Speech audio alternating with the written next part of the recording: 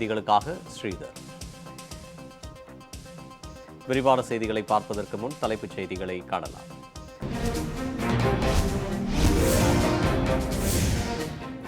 நாடாளுமன்றத்தில் நிறைவேற்றப்பட்ட 3 வேளாண் மசோதாக்கள். குடியரசுத் தலைவர் ராம்நாத் கோவிந்த் ஒப்புதல்.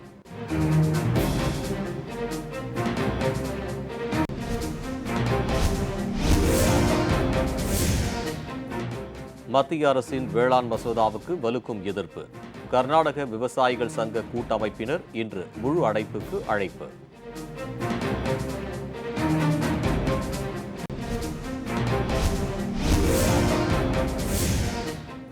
வேளாண் மசோதாக்களை எதிர்த்து பஞ்சாப், ஹரியானா மாநிலங்களில் தொடர்ந்து போராட்டம். உத்தரப்பிரதேசத்திலும் விவசாயிகள் ஆர்ப்பாட்டம்.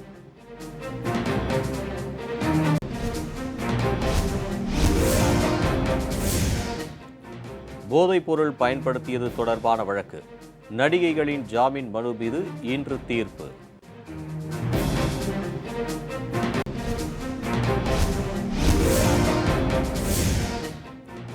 தமிழகத்தில் ஒரே நாளில் 5791 பேருக்கு வைரஸ் தொற்று. கொரோனா வைரஸால் பாதிக்கப்பட்டுள்ளோர் எண்ணிக்கை 5,80,808 உயர்வு.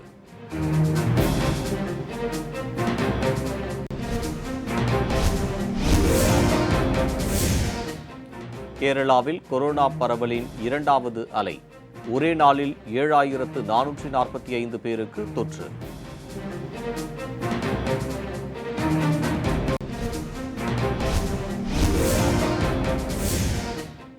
கொரோனாவை கட்டுப்படுத்த மக்கள் ஒத்துழைக்காவிட்டால் மீண்டும் முழு ஊரடங்கு அமல்படுத்தப்படும். கேரள சுகாதாரத்துறை அமைச்சர் எச்சரிக்கை.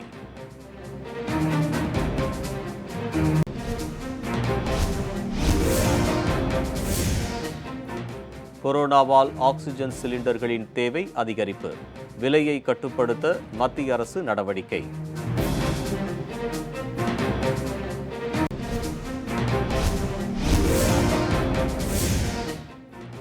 ஐந்து மாதங்களுக்கு பிறகு மீண்டும் திறக்கப்பட்டது சென்னை கோயம்பேடு சந்தை. 194 காய்கறி மொத்த விற்பனை கடைகளுக்கு மட்டுமே அனுமதி.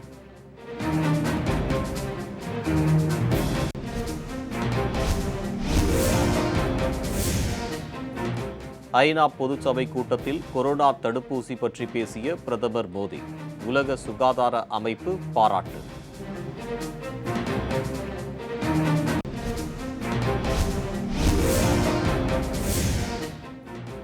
வீட்டில் தயாரிக்கும் முகக்கவசங்களை சுத்திகரித்து பயன்படுத்துவது அவசியம். விஞ்ஞானிகள் வலியுறுத்தல்.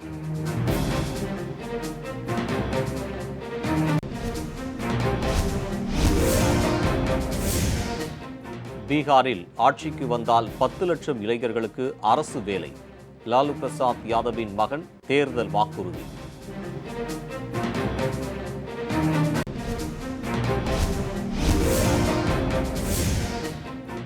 அசாமில் அதிகரிக்கும் கனமழை. 2 லட்சத்திற்கும் அதிகமானோர் பாதிப்பு.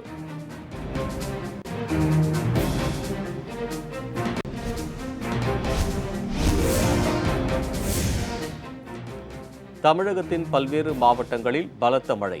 இடி மின்னலுடன் பெய்த மழையால் சாலைகளில் பெருக்கெடுத்த மழை நீர்.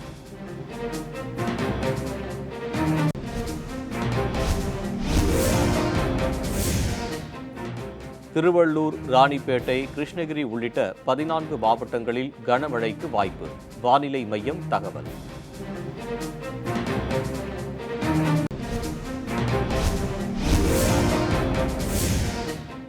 கொரோனா தடுப்பூசி அனைத்து நாடுகளுக்கும் கிடைக்க வேண்டும்.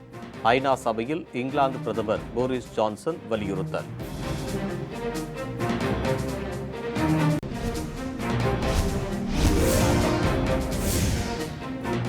ஆர்மீனியா மற்றும் அஜேரி படைகளுக்கு இடையே நடைபெற்ற மோதல். 23 பேர் பலி, 100க்கும் மேற்பட்டோர் காயம்.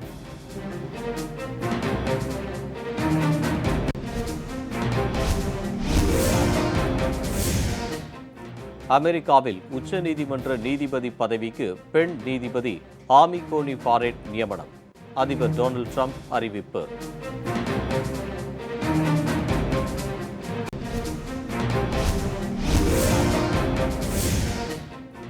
கிழக்கு லடாக்கில் தளவாடங்களை குவிக்கும் இந்திய ராணுவம். குளிர்காலத்திலும் போரிட தயாராகும் வீரர்கள்.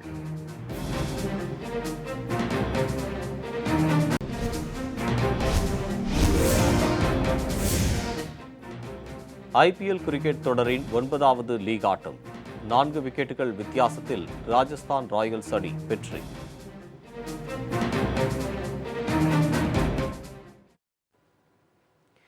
மத்திய அரசால் கொண்டுவரப்பட்ட 3 வேளாண் மசோதாக்கள் கடும் எதிர்ப்புகளுக்கு இடையே நாடாளுமன்றத்தில் நிறைவேறியதை தொடர்ந்து அதற்கு குடியரசுத் தலைவர் திரு ராம்நாத் கோவிந்த் ஒப்புதல் அளித்துள்ளார். மத்திய அரசால் கொண்டுவரப்பட்ட வேளாண் விளைபொருள் வர்த்தக மசோதா, விவசாயிகளின் விளைபொருட்களுக்கு உரிய விலை கிடைக்க உத்தரவாதம் அளிக்கும் மசோதா, அத்தியாவசிய பொருட்கள் திருத்த மசோதா ஆகிய 3 மசோதாக்களுக்கும் நாடாளுமன்ற மக்களவையில் கடந்த 15ஆம் தேதி தாக்கல் செய்யப்பட்டது. இதனைத் தொடர்ந்து இந்த வேளாண் மசோதாக்கள் மாநிலங்களவையில் தாக்கல் செய்யப்பட்டு கடந்த 22ஆம் தேதி நிறைவேற்றப்பட்டன. இதற்கு எதிர்க்கட்சிகளும் விவசாயிகளும் கடும் எதிர்ப்பு தெரிவித்த நிலையில் அவசரமாக குரல் வாக்கெடுப்பு மூலம் வேளாண் மசோதாக்கள் நிறைவேற்றப்பட்டன. 3 வேளாண் மசோதாக்களையும் திரும்பப் பெற கோரி பஞ்சாப், ஹரியானா, உத்தரப்பிரதேசம் உள்ளிட்ட பல்வேறு மாநிலங்களில் விவசாயிகள் அரசியல் கட்சிகளுடன் இணைந்து போராட்டத்தில் ஈடுபட்டு வருகின்றனர். வேளாண் மசோதாவிற்கு எதிராக பஞ்சாபில் 4வது நாளாக விவசாயிகளின் ரயில் மறியல் போராட்டம் நடைபெற்று வருகிறது. வேளாண் மசோதாக்களை விசாரணை குழுவிற்கு அனுப்ப வேண்டும் என்று எதிர்க்கட்சிகள் வலியுறுத்திய நிலையில் 3 வேளாண் மசோதாக்களுக்கு ஒப்புதல் அளிக்கக்கூடாது என்று குடியரசுத் தலைவர் ராம்நாத் கோவிந்திடம் எதிர்க்கட்சிகள் கூட்டாக கடிதம் மூலம் வலியுறுத்தின.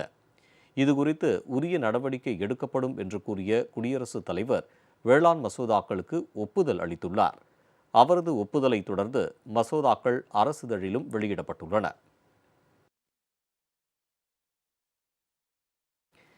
விவசாயிகளுக்கு எதிராக மத்திய அரசு கொண்டு வந்த வேளாண் சட்ட மசோதாவை கண்டித்து கர்நாடக மாநிலத்தில் இன்று முழு அடைப்புக்கு விவசாயிகள் கூட்டமைப்பினர் அழைப்பு விடுத்துள்ளனர். விவசாய மசோதாக்களுக்கு எதிர்ப்பு தெரிவித்து பாஜக அரசை கண்டித்து கடந்த வாரம் பெங்களூர் KSR ரயில் நிலையத்தில் விவசாய சங்கத்தினர் ஆர்ப்பாட்டம் நடத்தினர். தேசிய வர்த்தக அமைப்பு CITU, AITUC மற்றும் 21 விவசாய சங்கங்கள் இணைந்து இந்த ஆர்ப்பாட்டத்தை நடத்தின. இதில் ஏராளமான விவசாயிகள் கர்நாடக மாநிலத்தின் பல மாவட்டத்தில் இருந்து கலந்து கொண்டு கண்டன குரல் எழுப்பினர். இந்நிலையில் கர்நாடகாவில் மாநிலம் தழுவிய முழு அடைப்பு நடத்த தேசிய வர்த்தக சங்கம் மற்றும் 21 விவசாய சங்கத்தினர் அழைப்பு விடுத்துள்ளனர்.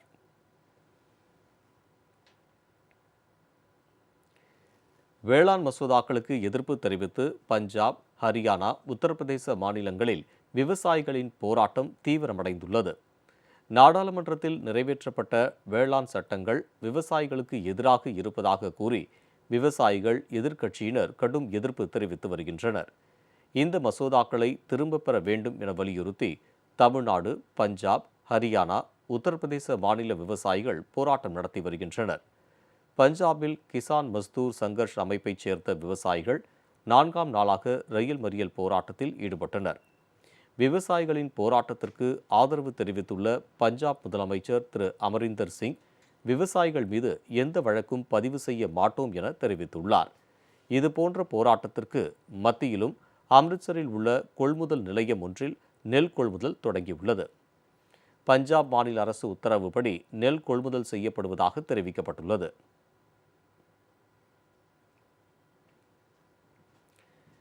போதைப்பொருள் வழக்கில் கைதாகி சிறையில் உள்ள நடிகைகள் ராகினி, சஞ்சனா கல்ராணி ஆகியோர் தாக்கல் செய்த ஜாமீன் மனு மீது பெங்களூரு சிறப்பு நீதிமன்றம் இன்று தீர்ப்பு வழங்குகிறது.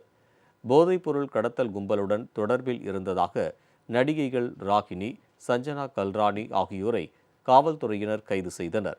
இருவரிடமும் காவல்துறையினர் தீவிர விசாரணை நடத்தியதைத் தொடர்ந்து பெங்களூரு சிறையில் நீதிமன்ற காவலில் அடைக்கப்பட்டுள்ளனர்.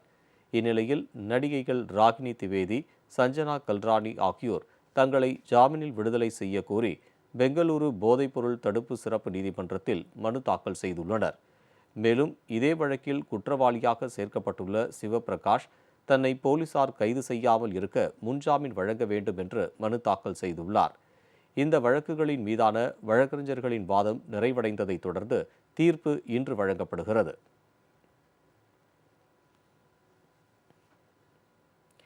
கேரளாவில் புதிய உச்சமாக நேற்று 7,445 பேருக்கு கொரோனா உறுதி செய்யப்பட்டுள்ளது. கொரோனாவை கட்டுப்படுத்த மக்கள் ஒத்துழைக்காவிட்டால் மீண்டும் ஊரடங்கு அமலாகும் என அம்மாநில சுகாதாரத்துறை அமைச்சர் திருமதி ஷைலஜா எச்சரித்துள்ளார். இந்தியாவில் முதல் கொரோனா நோயாளி கேரளாவில்தான் கண்டறியப்பட்டார். கேரளாவில் முதலாக கொரோனா பரவத் தொடங்கியிருந்தாலும் ஆரம்ப கட்டத்தில் இருந்தே கொரோனா தடுப்பு நடவடிக்கையை அம்மாநிலம் சிறப்பாக கையாண்டு வந்தது. இதனால் தமிழ்நாடு, ஆந்திரா உள்ளிட்ட பிற மாநிலங்களை ஒப்பிடும்போது இறப்பு விகிதமும் பரவல் விகிதமும் மிகவும் குறைவாகவே இருந்து வருகிறது. இந்த நிலையில் கடந்த சில நாட்களாக கேரளாவில் இதுவரை இல்லாத அளவுக்கு கொரோனா பாதிப்பு ஏற்பட்டு வருகிறது. நேற்று புதிய உச்சமாக தினசரி பாதிப்பு 7,445 பேருக்கு கொரோனா தொற்று உறுதி செய்யப்பட்டுள்ளதால் இதுவரை பாதிக்கப்பட்டோர் எண்ணிக்கை 1,75,385 உயர்ந்துள்ளது. 21 பேர் கொரோனாவால் இறந்ததால் பலி எண்ணிக்கை 678 உயர்ந்துள்ளது. இது தொடர்பாக செய்தியாளர்களுக்கு பேட்டியளித்த சுகாதாரத்துறை அமைச்சர் திருமதி கே ஷைலஜா, கேரளாவில் கொரோனா பரவலின் 2வது அலை ஏற்பட்டுள்ளது என்றும் இதனால் உயிரிழப்பு எண்ணிக்கை அதிகரிக்க வாய்ப்புள்ளதாகவும் தெரிவித்தார். தமிழகத்தில் நேற்று சுமார் 92,000 பேருக்கு கொரோனா பரிசோதனை மேற்கொண்டதில் 5,647 பேருக்கு தொற்று உறுதியாகியுள்ளது. தமிழ்நாட்டில் கொரோனா வைரஸ் தொற்று வேகமாக பரவி வருகிறது. நேற்று ஒரே நாளில் 5,791 பேர் வைரஸ் தொற்றுக்கு ஆளாகியிருப்பதாக தமிழக அரசின் சுகாதாரத்துறை வெளியிட்ட மருத்துவ அறிக்கையில் தெரிவிக்கப்பட்டுள்ளது. கொரோனா வைரஸால் இதுவரை பாதிக்கப்பட்டுள்ளோர் எண்ணிக்கை 5,80,808 உயர்ந்துள்ளது. நேற்று ஒரே நாளில் கொரோனா வைரஸ் காரணமாக 80 பேர் உயிரிழந்துள்ளனர். இவருடன் சேர்த்து தமிழகத்தில் இதுவரை உயிரிழந்தோர் எண்ணிக்கை 9,313 அதிகரித்துள்ளது. சென்னையில் நேற்று ஒரே நாளில் 1,280 பேர் வைரஸ் தொற்றுக்கு ஆளாகியுள்ளனர். இவர்களுடன் சேர்த்து சென்னையில் இதுவரை 1,63,423 பேர் கொரோனா வைரஸால் பாதிக்கப்பட்டுள்ளனர். தமிழகத்தில் 5,706 பேர் கொரோனாவில் இருந்து குணமடைந்துள்ளனர். இதுவரை 5,25,154 பேர் கொரோனாவில் இருந்து மீண்டுள்ளனர். கொரோனா காரணமாக ஆக்சிஜன் சிலிண்டர்கள் தேவை அதிகரித்துள்ளதால் அதன் விலையை கட்டுக்குள் வைக்க நடவடிக்கை எடுக்கப்பட்டுள்ளதாக மத்திய அரசு தெரிவித்துள்ளது. வழக்கமாக மருத்துவத்திற்கு தேவைப்படும் திரவ ஆக்சிஜன் சிலிண்டர்கள் நாள் ஒன்றுக்கு 750 டன்கள் உற்பத்தி செய்யப்பட்டு வந்தன. இந்நிலையில் தற்போது கொரோனா அச்சுறுத்தல் காரணமாக நாள் ஒன்றுக்கு 2,800 டன் வரை தேவை அதிகரித்துள்ளதாக மத்திய அரசு தெரிவித்துள்ளது. பெருந்தொற்றுக்கு மத்தியில் நாட்டில் ஆக்சிஜன் சிலிண்டர்கள் கிடைப்பதை உறுதி செய்ய 6 மாதங்களுக்கு அதன் விலையை கட்டுக்குள் வைக்கவும் விலை உயர்வை தடுக்கவும் தேவையான நடவடிக்கைகள் எடுக்கப்பட்டுள்ளதாக தேசிய மருந்து விலை ஆணையம் தெரிவித்துள்ளது. பேரழிவு மேலாண்மை சட்டத்தின் கீழ் எடுக்கப்பட்டுள்ள இந்த நடவடிக்கை காரணமாக ஆக்சிஜன் சிலிண்டர்கள் விலையை கட்டுப்படுத்த முடியும் எனவும் அந்த ஆணையம் குறிப்பிட்டுள்ளது. கொரோனா பரவல் காரணமாக மூடப்பட்டிருந்த சென்னை கோயம்பேடு காய்கறி சந்தை 5 மாதங்களுக்கு பிறகு நேற்று திறக்கப்பட்டது. கொரோனாவின் மையமாக திகழ்ந்த கோயம்பேடு சந்தை கொரோனா தடுப்பு நடவடிக்கையாக மூடப்பட்டு தற்காலிக சந்தையாக திருமழிசை சந்தை செயல்பட்டு வந்தது. இந்த நிலையில் 5 மாதங்களுக்கு பின்னர் நேற்று இரவு முதல் கோயம்பேடு காய்கறி சந்தை மீண்டும் திறக்கப்பட்டது. சந்தையில் உள்ள 12 வாயில்களில் 4 வாயில்கள் மட்டுமே திறக்கப்பட்டது. முதற்கட்டமாக 194 மொத்த விற்பனை கடைகள் மட்டுமே திறக்கப்பட்டுள்ளது. ஆனால் மொத்த வியாபாரிகளின் பூ மற்றும் பழக்கடைகளை திறக்க அனுமதிக்கப்படவில்லை. வாரந்தோறும் வெள்ளிக்கிழமை விடுமுறை அளிக்கப்படும் என்றும் இரவு 8 மணி முதல் காலை 5 மணி வரை சரக்கு லாரிகள் அனுமதிக்கப்படும் என்றும் நள்ளிரவு 1 மணி முதல் காலை 9 மணி வரை காய்கறி மொத்த விற்பனை கடைகள் செயல்படும் என்றும் தெரிவிக்கப்பட்டுள்ளது. சிறு வியாபாரிகளின் வாழ்வாதாரத்தை கருத்தில் கொண்டு கோயம்பேடு சந்தையில் சில்லறை விற்பனை கடைகளையும் திறக்க அனுமதிக்க வேண்டும் என கோயம்பேடு காய், கனி, மலர் வியாபாரிகள் நலச்சங்கம் கோரிக்கை விடுத்துள்ளது. மார்க்கெட் இப்போ ஓப்பன் பண்ண பிறகு எந்த ஒரு பிரச்சனையும் இல்லை.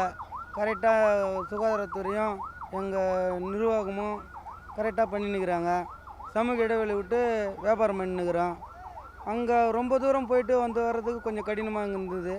இப்போ கொஞ்சம் சந்தோஷமாக இருக்குது. இது காலையிலேருந்து எந்த வியாபாரமும் இல்லை சுத்தமாக. வண்டிங்க பூரா பூக்கடை பக்கம் இது பெண்டிங் பண்ணி வச்சுட்டாங்க. காய்கறி பூரா நார்மல் விலையில் தான் இருக்குது. பொது வண்டியாக தான் வியாபாரம் நல்லா இருக்குன்னு நினைக்கிறாங்க. வண்டி பூரா பூக்கடை பக்கம் பிளாக் பண்ணி வச்சுட்டாங்க எல்லா வண்டியும்.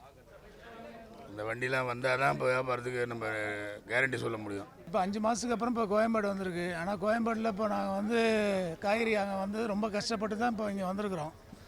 உள்ள லாரியில் அவங்களுக்கு 10 நாள் பிளாக் பண்ணிட்டாங்க. திருமலைசே எவ்வளோ பரவாயில்ல போல், இங்கே வர்றதுக்கு ரொம்ப சிரமமாக இருக்குது. திருமலைசைக்கு அங்கேயும் அப்படி தான் இருந்துச்சு, இங்கேயும் அதே லெவலில் தான் இங்கே இருக்குது.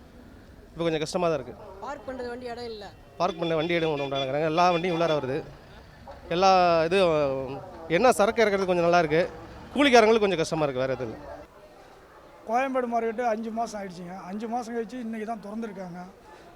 வியாபாரிங்க வந்துட்டுருக்காங்க. சரியான முறையில் இன்னும் வியாபாரம் பழைய நிலைமைக்கு வர கிடையாது. சில்லறை வியாபாரம் இன்னும் சில்லறை கடைகள் திறக்காமல் சில்லறை வியாபாரிகள் திறந்தால் மட்டும்தான் மார்க்கெட்டு வியாபாரம் நடக்கும். சில்லறை வியாபாரம் இல்லாத காரணத்தால் மார்க்கெட்டு சுலவாக தான் போயிட்டுருக்கு, வியாபாரம் நடந்துக்கிட்டு இருக்கு. ஆனால் 5 மாதம் ஆகிடுச்சு. 5 மாதம் ஆன பிற்பாடு வியாபாரிகள் உள்ற வரதுக்கு கொஞ்சம் அச்சப்படுறாங்க.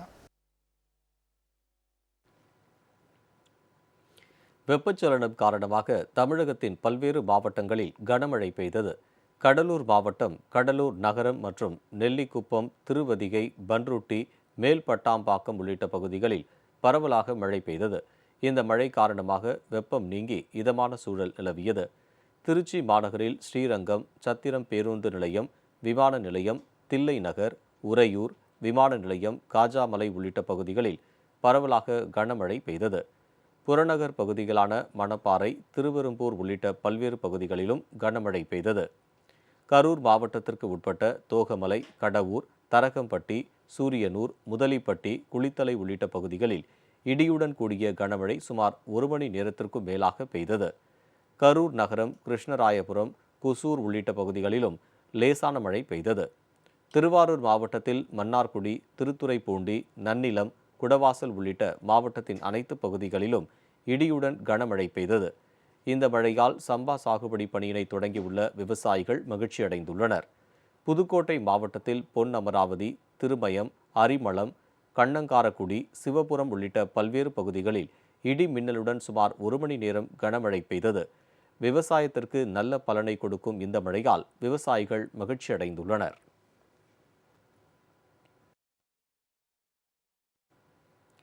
வெப்பச்சலனம் காரணமாக திருவள்ளூர், ராணிப்பேட்டை உட்பட 14 மாவட்டங்களில் மழை பெய்ய வாய்ப்புள்ளதாக சென்னை வானிலை ஆய்வு மையம் தெரிவித்துள்ளது. வெப்பச்சலனம் மற்றும் வளிமண்டல மேலடுக்கு சுழற்சி காரணமாக திருவள்ளூர், ராணிப்பேட்டை, கிருஷ்ணகிரி, தருமபுரி, தென்காசி, விருதுநகர், மதுரை, சிவகங்கை, ராமநாதபுரம் உள்ளிட்ட மாவட்டங்களில் ஒரு சில இடங்களில் இடியுடன் கூடிய மிதமான மழை பெய்யக்கூடும் என சென்னை வானிலை ஆய்வு மையம் தெரிவித்துள்ளது. சென்னை மற்றும் புறநகர் பகுதிகளில் வானம் மேகமூட்டத்துடன் காணப்படும் என்றும் நகரின் சில பகுதிகளில் லேசான மழை பெய்யக்கூடும் என்றும் வானிலை மையம் தெரிவித்துள்ளது. அம்மா மக்கள் முன்னேற்றக் கழகத்தின் வளர்ச்சிப் பணிகள் குறித்தும் புதிய உறுப்பினர்கள் சேர்ப்பது குறித்தும் பல்வேறு மாவட்டங்களில் கழக நிர்வாகிகளின் ஆலோசனைக் கூட்டம் நடைபெற்றது. திருவள்ளூர் மத்திய மாவட்டம் அம்பத்தூர் பகுதி 84வது வட்டக்கழகம் சார்பில் கொரட்டூர் பிராமணர் தெரு பகுதியில் கழக நிர்வாகிகளின் ஆலோசனைக் கூட்டம் நடைபெற்றது.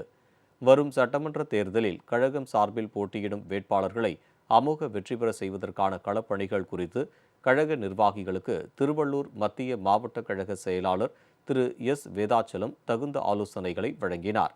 அப்போது மாற்றுக் கட்சிகளைச் சேர்ந்த பலர் கழகத்தில் தங்களை இணைத்துக் கொண்டனர். தென்காசி மாவட்டம் திருநெல்வேலி புறநகர் தெற்கு மாவட்ட கழகம் சார்பில் கீழப்பாவூர் ஒன்றியம் அத்தியூத்தில் கழகத்தினர் சந்திப்பு மற்றும் மாற்றுக் கட்சியினர் கழகத்தின் இணைப்பு விழா நடைபெற்றது. நெல்லை புறநகர் தெற்கு மாவட்ட செயலாளர் திரு வி.பி. குமரேசன் தலைமையில் நடைபெற்ற இந்த நிகழ்ச்சியில் மாற்றுக் கட்சிகளைச் சேர்ந்த 200க்கும் மேற்பட்டோர் அம்மா மக்கள் முன்னேற்றக் கழகத்தில் தங்களை இணைத்துக் கொண்டனர். மாவட்ட கழக துணைச் செயலாளர் திரு பூசத்துறை, ஒன்றிய செயலாளர் திரு பரமசிவம் உள்ளிட்டோர் கலந்து கொண்டனர். ஈரோடு புறநகர் மாவட்டம் அம்மாப்பேட்டை வடக்கு ஒன்றிய கழகம் சார்பில் மகளிரணி நிர்வாகிகள் ஆலோசனைக் கூட்டம் நடைபெற்றது. புறநகர் மாவட்ட மகளிரணி செயலாளர் திருமதி சங்கீதா பங்கேற்று கழக நிர்வாகிகளுக்கு ஆலோசனை வழங்கினார். இதில் வடக்கு ஒன்றிய செயலாளர் திரு சிவா, அமைப்பு சாரா ஓட்டுநர் அணி பொறுப்பாளர் திரு சுப்பிரமணியம் உள்ளிட்டோர் கலந்து கொண்டனர். கன்னியாகுமரி கிழக்கு மாவட்ட அமமுக சார்பில் நாகர்கோவிலில் மாநகர தெற்கு பகுதி புதிய அலுவலகத்தை வல்லன் குமாரவிளை பகுதியில் கிழக்கு மாவட்ட செயலாளர் திரு பி செந்தில் முருகன் திறந்து வைத்தார். இந்த அலுவலகத்தில் முதன்முறையாக கழகம் சார்பில் பொதுமக்களுக்கு இலவச இ சேவை மையம் திறக்கப்பட்டது. இதில் கிழக்கு மாவட்ட இணைச் செயலாளர் திருமதி அம்மு ஆண்ட்ரூ, மாநகர தெற்கு பகுதி செயலாளர் திரு கோபு உள்ளிட்டோர் கலந்து கொண்டனர். திருவாரூரில் தாழ்த்தப்பட்ட சமுதாயத்திற்கு எதிராக திமுக ஒன்றிய குழு உறுப்பினர் வருவாய்த்துறை அதிகாரிகளுடன் இணைந்து அராஜகத்தில் ஈடுபட்ட சம்பவம் பெரும் பரபரப்பை ஏற்படுத்தியுள்ளது. திருத்துறைப்பூண்டி ஒன்றிய குழு உறுப்பினரான திமுகவைச் சேர்ந்த ஆரோக்கிய மேரி என்பவர் வருவாய்த்துறை அதிகாரிகள் மற்றும் காவல்துறை துணையுடன் அரசு புறம்போக்கு மற்றும் தனியாருக்கு சொந்தமான நிலங்களை அபகரித்து வருகிறார். இந்நிலையில் வரம்பியம் தெற்கு தெரு பகுதியை வசித்து வருபவர் பட்டியல் இனத்தைச் சேர்ந்த தாஸ் என்பவருக்கு சொந்தமான பரம்பரை சொத்தை சாலை அமைப்பதாக கூறி வீட்டின் காம்பவுண்ட் சுவரை இடித்தும் வீட்டின் தடுப்பு வேலியை பிரித்து எறிந்தும் அராஜகத்தில் ஈடுபட்டுள்ளார். இதுகுறித்து காவல்துறையிடம் புகார் அளித்தால் கொலை செய்து விடுவதாக திமுகவினர் தாஸ் குடும்பத்தினரை மிரட்டியுள்ளனர். வருவாய் கோட்டாட்சியர் மற்றும் காவல்துறை அதிகாரியிடம் இது தொடர்பாக புகார் மனு அளித்தும் எந்தவித நடவடிக்கையும் எடுக்காததால் மன உளைச்சலுக்கு ஆளான தாஸ் குடும்பத்துடன் தற்கொலை செய்து கொள்வதை தவிர வேறு வழியில்லை என வேதனை தெரிவித்துள்ளார். என் இடத்த யூடியில் எங்கள் அப்பா 23 சென்ட் வாங்கியிருக்காரு. அவங்க 52 சென்ட் ஏன்னு பிரிச்சுட்டாங்க. பாக்கி 23 சென்ட்டை கொடுக்காம 47 சென்ட்டுன்னு போட்டு தப்பாக போட்டு என்னை பழி வாங்கி ஊருக்காரங்கிட்ட பிடிச்சி ஒரே பிரச்சனை சண்டை வந்துட்டு என்னை மன உளைச்சலாகி இப்போ நான் குவாரண்டைனில் இருக்கேன். உடம்பு சரியில்லாமல் வைத்தியத்தில் இருக்கேன். இந்த நேரத்தில் இவங்கெல்லாம் வந்துன்னுக்கிட்டு என்னை பயங்கரமாக தொந்தரவு பண்ணி ரொம்ப மன உளைச்சல் ஆளாகி இப்போ ரொம்ப என் குடும்பத்தோட தற்கொலை பண்ணுற முடிவுக்கு நான் போயிருக்கேன். இனி வரும் செய்திகளை வேகச் செய்திகளாக காண்போம். அசாமில் அதிகரிக்கும் கனமழையால் 2,25,000 பேர் பாதிக்கப்பட்டுள்ளதாக அம்மாநில அரசு தெரிவித்துள்ளது. இதுகுறித்து அசாம் மாநில பேரிடர் மேலாண்மை ஆணையம் அளித்துள்ள தகவலின்படி இந்த ஆண்டில் 3வதாக வெள்ளத்தால் தேமாஜி, லக்கிம்பூர், மோரிகான் உள்ளிட்ட மாவட்டங்கள் வெகுவாக பாதிக்கப்பட்டுள்ளதாக தெரிவித்துள்ளது. பாதிக்கப்பட்ட மாவட்டங்களில் சுமார் 10,000 ஹெக்டேர் பயிர் பரப்பளவு வெள்ள நீரில் மூழ்கியுள்ளது என தெரிவிக்கப்பட்டுள்ளது.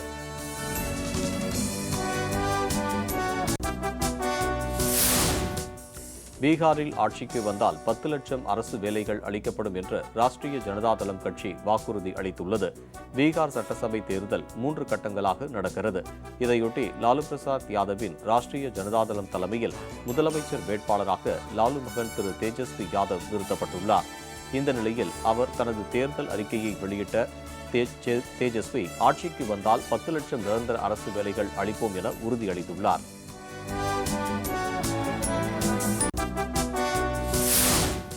வாகன தணிக்கைகளில் குற்றவாளிகளை கண்டறிவதற்காக புதிய மொபைல் செயலியை மதுரை மாநகர காவல்துறை அறிமுகம் செய்துள்ளது. மதுரை மாநகர் பகுதிகளில் நடைபெறும் வழிப்பறி, கொள்ளை, திருட்டு, கொலை உள்ளிட்ட குற்றச்சம்பவங்களை தடுக்கும் வகையில் அறிமுகம் செய்யப்பட்டுள்ள இந்த செயலி வாகன தணிக்கையின் போது பயன்படுத்தப்படுகிறது. இந்த செயலியில் கடந்த 2006ஆம் ஆண்டு முதல் குற்ற வழக்குகளில் தொடர்புடைய 3000த்திற்கும் மேற்பட்ட குற்றவாளிகளின் புகைப்படங்கள் மற்றும் குற்ற விவரங்கள் பதிவேற்றப்பட்டுள்ளது.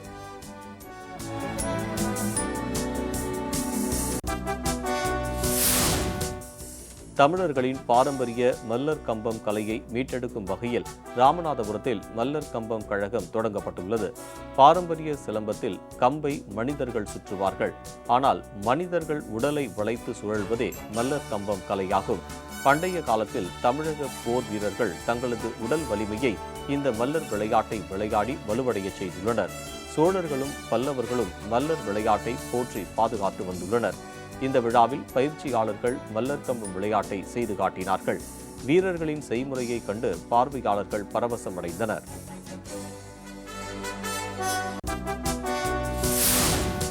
நீலகிரி மாவட்டம் கூடலூர் அரசு மருத்துவமனையில் கொரோனா நோயாளிகள் மகிழ்ச்சியாக நடனமாடும் வீடியோ சமூக வலைதளங்களில் வேகமாக பரவி வருகிறது. கூடலூர் அரசு மருத்துவமனையில் கொரோனா தொற்றால் பாதிக்கப்பட்ட 50க்கும் மேற்பட்டோர் சிகிச்சை பெற்று வருகின்றனர். அவர்கள் கவலையை மறந்து படுகர் இன மக்களின் பாடலுக்கு உற்சாகமாக நடனமாடி மகிழும் காட்சிகள் சமூக வலைதளங்களில் வேகமாக பரவி வருகிறது.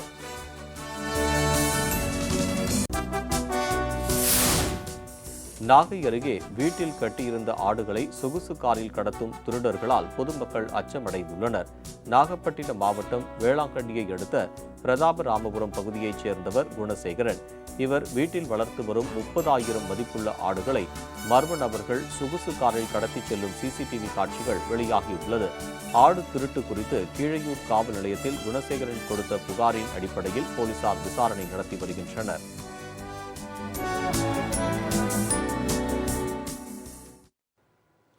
அமெரிக்காவில் உச்ச நீதிமன்ற நீதிபதியாக திருமதி ஆமி கோனி பாரெட் என்பவரை நியமனம் செய்து அதிபர் ட்ரம்ப் உத்தரவிட்டுள்ளார். அமெரிக்க உச்ச நீதிமன்றத்தில் மொத்தம் 9 நீதிபதிகள் உண்டு. அவர்களில் ஒரு பெண் நீதிபதியாக இருந்து வந்த ரூத் பேடர் கின்ஸ்பர்க் கடந்த வாரம் புற்றுநோயால் காலமானார். இதனால் அமெரிக்க உச்ச நீதிமன்றத்தில் ஒரு நீதிபதி பதவி காலியானது. வருகிற நவம்பர் மாதம் அதிபர் தேர்தல் நடக்க இருக்கும் நிலையில் புதிய அதிபர் தேர்வு செய்யப்பட்ட பின்னரே காலியாக இருக்கும் சுப்ரீம் கோர்ட் நீதிபதி பதவியை நிரப்ப வேண்டும் என ஜனநாயக கட்சி வேட்பாளர் ஜோ பிடன் கூறுகிறார். ஆனால் அதிபர் ட்ரம்ப் தேர்தலில் முறைகேடுகள் நடக்க வாய்ப்பு இருப்பதால் அதனை கவனிக்க சுப்ரீம் கோர்ட்டில் 9 நீதிபதிகளும் பதவியில் இருக்க வேண்டும் என்பதில் உறுதியாக உள்ளார். அதன்படி காலியாக உள்ள நீதிபதி பதவிக்கு பெண் நீதிபதி ஆமி கோனி பாரெட்டை ஜனாதிபதி ட்ரம்ப் நியமனம் செய்துள்ளார். இந்த நியமனத்திற்கு அமெரிக்க நாடாளுமன்றத்தின் செனட் சபை ஒப்புதல் அளிக்க வேண்டும். இதற்கான வாக்கெடுப்பு விரைவில் நடைபெறும் என தெரிகிறது.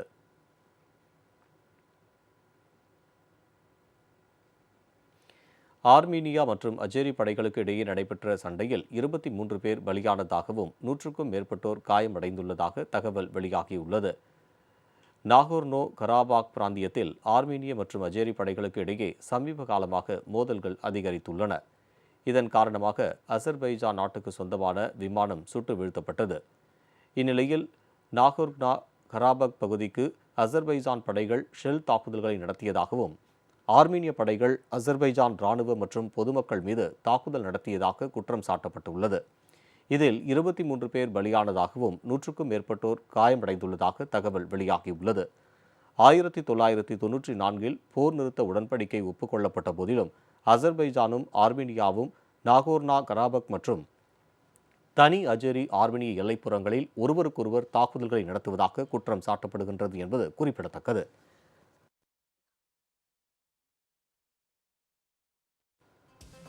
செய்திகள் நிறைவடைந்தன. அடுத்தடுத்த நிகழ்வுகளுக்கு தொடர்ந்து பாருங்கள் ஜெயா பிளஸ் செய்தி சேனல்.